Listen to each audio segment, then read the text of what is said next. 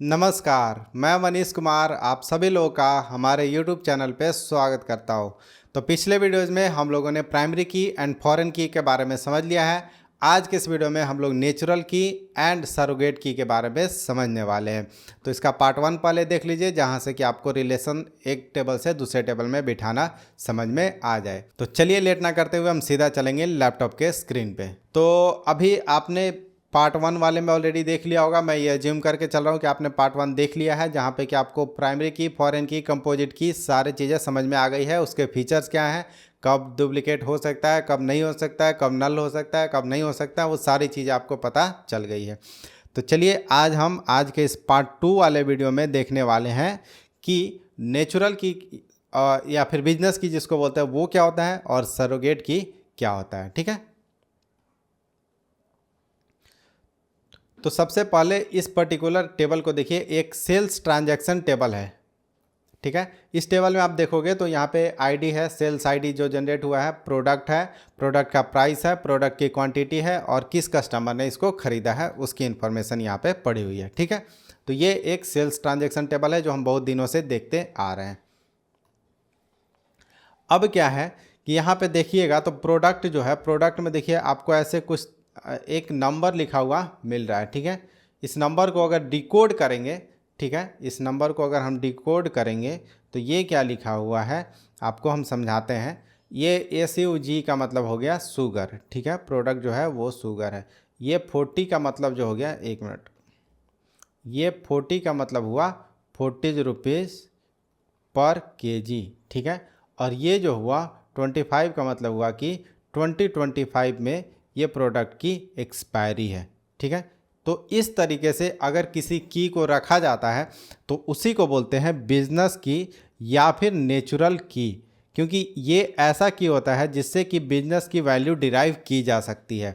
ठीक है, इसी तरीके से ये देखोगे तो आप डिकोड आप कर सकते हो कि ये जो पर्टिकुलर प्रोडक्ट है वो क्या है, शुगर है, 45 रुपीज़ पर केजी है और 2024 में एक्सपायर होगा। इसी तरीके से दूसरे प्रोडक्ट को देखते हैं। जैसे ये देखो, ये क्या लिखा हुआ है कि ICV का मतलब कि IC मतलब आइसक्रीम है। ठीक है, ये जो है आइसक्रीम है और ये V का मतलब वैनिला फ्लेवर में है। ठीक है, उसके बाद इसका जो प्राइस है वो 35 रुपीज़ है और ये जो एक्सपायर्ड होगा वो फरवरी 2024 में, क्योंकि सेकेंड मंथ 2024 लिखा हुआ।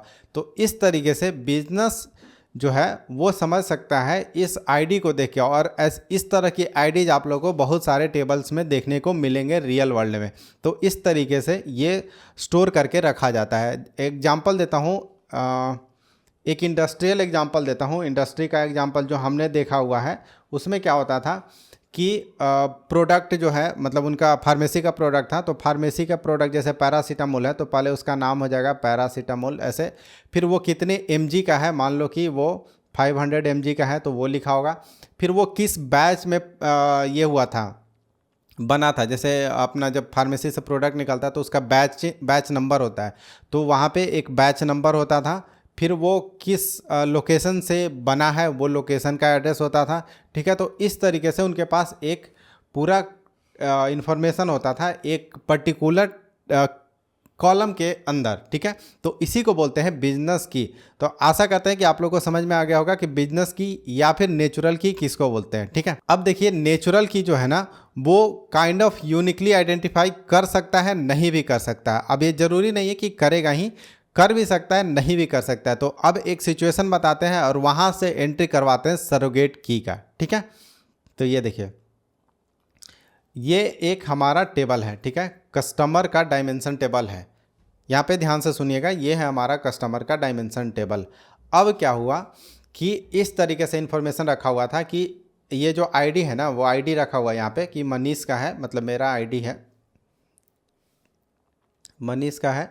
तो पहले नाम देख लीजिए, मनीष कुमार है। ठीक है, और इसका कॉन्टैक्ट नंबर है और इसका एड्रेस है। ठीक है, ये एक डायमेंशन टेबल है। अब आपको फैक्ट और डायमेंशन के टर्म में सोचनी है। यहाँ पे देखिए ये क्या हो रहा है कि ये जो एक आईडी है वो यूनिकली आइडेंटिफाई कर रहा है मनीष को कि मनीष 1 2 3 4 5 6, मतलब उसका नाम का आगे का 4 लेटर और उसका कॉन्टैक्ट डिटेल्स। ठीक है, और वो अभी बैंगलोर में है। इसी तरीके से रोहन कुमार है एक, जिसका मोबाइल नंबर ये है, तो उसका नाम का फर्स्ट 4 डिजिट और उसके बाद उसका कॉन्टैक्ट डिटेल्स। तो इस तरीके से ये आईडी बनी है, तो इसी को बोलते हैं नेचुरल की। अब क्या हुआ कि डायमेंशन टेबल है, तो हो सकता है कल को उसका कुछ डिटेल्स चेंज हो जाए। जैसे मेरा एड्रेस चेंज हो गया बैंगलोर से, एक मिनट इसको भी बैंगलोर ही लिख दिया गया, ये मान लो कि हो गया हमारा गुड़गांव, ठीक है। तो अब जो है मेरा लोकेशन तो हो गया चेंज, तो अब अभी भी अगर आप बिजनेस की के बारे में सोचोगे तो बिजनेस की तो अभी भी हमें क्या देगा, मेरे नाम का फर्स्ट 4 डिजिट और कॉन्टैक्ट। तो मेरा कॉन्टैक्ट तो चेंज हुआ नहीं है, तो फिर क्या होगा कि मनीष और 1 2 3 4 5 6। अब अगर इसको हम नेचुरल की, क्योंकि ये नेचुरल की है, अगर हम इसको प्राइमरी की रखते हैं तो ये वायलेट कर जाएगा, ठीक है। ये क्या कर जाएगा, वायलेट कर जाएगा कंडीशन को। तो यहाँ से हो गई कि जो हमारा नेचुरल की है वो प्राइमरी की हो भी सकता है और नहीं भी हो सकता है, क्योंकि ये पर्टिकुलर कंडीशन में आप देख सकते हो कि प्राइमरी की कंडीशन हो गई वायलेट। तो इस तरह की सिचुएशंस को हैंडल करने के लिए हमें ज़रूरत पड़ता है सरोगेट की का, ठीक है। तो यहाँ से आता है सरोगेट की का कॉन्सेप्ट। तो यही आप देखिए कि हमने यहाँ पे बताया है कि सरोगेट की के बारे में क्या लिखा है, कि पहले प्रॉब्लम स्टेटमेंट समझते हैं कि अगर किसी का, और ये स्पेशली डायमेंशन टेबल में होगी, अगर क्योंकि डायमेंशन टेबल में ही हमारा प्राइमरी की होगा और उसी का जो है फॉरेन की जो होगा वो फैक्ट टेबल में होगा, जो आपको पहले से फैक्ट टेबल और डायमेंशन टेबल समझाते आ रहे हैं। तो प्राइमरी की आ रहा है डायमेंशन से, और उस डायमेंशन का जो फॉरेन की है, मतलब की है, यही की जो फॉरेन की दूसरे टेबल में क्या फॉरेन की कंसीडर किया जाता है। आपको पिछले लेक्चर में बता दिया कि एक टेबल का प्राइमरी की, दूसरे टेबल का फॉरेन की। तो डायमेंशन टेबल में प्राइमरी की और वही चीज़ फैक्ट टेबल में फॉरेन की। तो एक सिचुएशन आपको ये समझ में आ रहा है कि अगर सेम बंदा का एड्रेस चेंज हो गया तो ये तो हमारी कोड जो है वो फटेगी। मतलब क्या है कि अब डेटा वेयर हाउसिंग की सॉल्यूशंस जो बनती है ना, तो उस समय ये सारी चीज़ें ध्यान दी जाती हैं कि ऐसे ऐसे सिचुएशंस आएंगे तो क्या होंगे। इसको एज केस हम बोलते हैं कि ये सारे एज केस हमारे हो सकते हैं कि ऐसे ऐसे सिचुएशन आएंगे तो क्या हमारा डेटा वेयर हाउस उस कंडीशन को भी एड्रेस कर रहा है या फिर नहीं कर रहा है, ठीक है। क्योंकि डेटा वेयर हाउस हम हर दिन नहीं बनाते, इसीलिए डायमेंशनल मॉडलिंग बहुत ज़्यादा ही रोल प्ले करता है डेटा वेयर हाउसिंग के सॉल्यूशंस में। एक सिचुएशन तो ये हो गया कि एड्रेस चेंज हो गया, अब वो फटने लगा। अब दूसरा सिचुएशन देखो, दूसरा सिचुएशन है कि अगर उसने कोई और कंपनी को मर्ज कर लिया, ठीक है। अब क्या है कि मान लो कि अभी हमारे पास रिलायंस का डेटा है, ठीक है। ये हो गया हमारा रिलायंस, ये जो हो गया हमारा ये है रिलायंस का डेटा, ठीक है। ये रिलायंस मार्ट, और अभी क्या हुआ, कल को रिलायंस मार्ट ने एक्वायर कर लिया या फिर मर्ज हो गया, रिलायंस मार्ट और डी मार्ट जो है वो दोनों मर्ज हो गया। ऐसे होगा नहीं बट एग्जांपल ले रहे हैं, दोनों मर्ज हो गया, क्या पता हो भी जाए। तो डी मार्ट और ये दोनों जब मर्ज हो गया तो अब क्योंकि डी मार्ट की तो बिजनेस कंडीशन अलग लिखी होगी, अब जरूरी नहीं है ना कि रिलायंस मार्ट जैसे बनाया वैसे डी मार्ट भी बनाएगा। तो डी मार्ट का जो कस्टमर डायमेंशन टेबल था ये हमारा रिलायंस मार्ट का था, ऊपर वाला जो देखे। अब क्या है, कस्टमर डायमेंशन टेबल इनका ऐसा है, इसमें इन्होंने क्या कर रखा था कि इसमें इन्होंने लिखा था कि हम फर्स्ट टू नेम का जो 2 लेटर है वो उठाएंगे, उसके बाद उसका कॉन्टैक्ट डिटेल्स उठाएंगे, उसके बाद उसका ईमेल उठाएंगे, ठीक है। तो यहाँ पे देखिए MA 2 लेटर उठाया, कॉन्टैक्ट डिटेल्स उठाया, फिर से ईमेल का उठाया। इसी तरीके से रोहन के लिए सेम चीज़ें और इसी तरीके से मनीष के लिए सेम चीज़ें ये कर रहे थे, ठीक है। अब क्या हुआ कि ट्रांजैक्शनल सिस्टम तो चेंज हो गई, राइट। हमारा जो ट्रांजैक्शनल सिस्टम है, ट्रांजैक्शनल सिस्टम भी आप लोग को अच्छे से बताया गया है स्टार्टिंग में ही।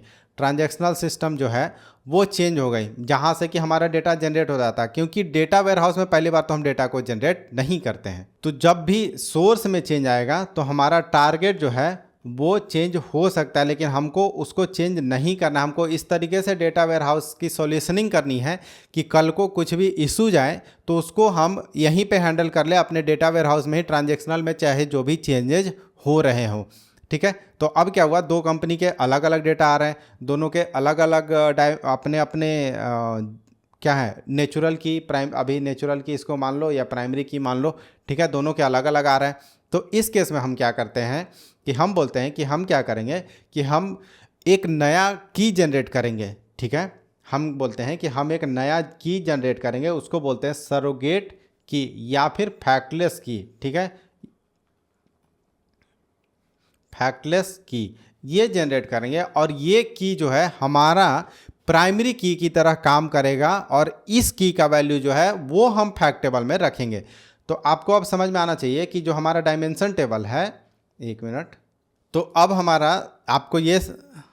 आपको ये समझ में आना चाहिए कि हमारा जो डायमेंशन टेबल है उसमें एक और की जनरेट किया जाएगा, ठीक है। और ये की हम जनरेट करेंगे डेटा वेयर हाउसिंग के अंदर, ठीक है। तो ये जो हमारे टेबल्स थे, ये जो टेबल्स थे, इस टेबल्स को ऐसे हम कॉपी कर लेते हैं, ठीक है। ये टेबल को हमने पहले वाले टेबल को कॉपी किया, ये रिलायंस स्मार्ट का डेटा था, ठीक है।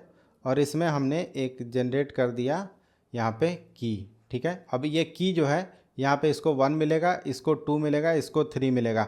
तो सबसे पहला जो इशू था वो एड्रेस हो गया कि यहाँ पे इसका लोकेशन चेंज हो रहा है, तो इसके साथ ही साथ इसका लोकेशन अगर चेंज हो रहा है तो इसके साथ ही साथ इसका आईडी भी चेंज हो रहा है, ठीक है। की चेंज हो रहा है, अब हमेशा यहाँ पे हम क्या बोलेंगे, की बोलेंगे, इसका की चेंज हो रहा है। इसी तरीके से ये जो दूसरा टेबल भी अगर हमारे पास आता है, ठीक है, अगर ये दूसरा टेबल भी हमारे पास आता है, एक मिनट, ठीक है। तो ये देखिए, ये हमारा पहला टेबल आया था रिलायंस मार्ट वाला और ये डी मार्ट वाला है। इस तरीके से हम मान लो कि इसको ऐसे हम रख लेते हैं और यहाँ पे हम, क्योंकि हम नया अपना जनरेट ही कर रहे हैं, तो यहाँ पे हमारे लिए तो एक और आईडी जनरेट होगी, ठीक है।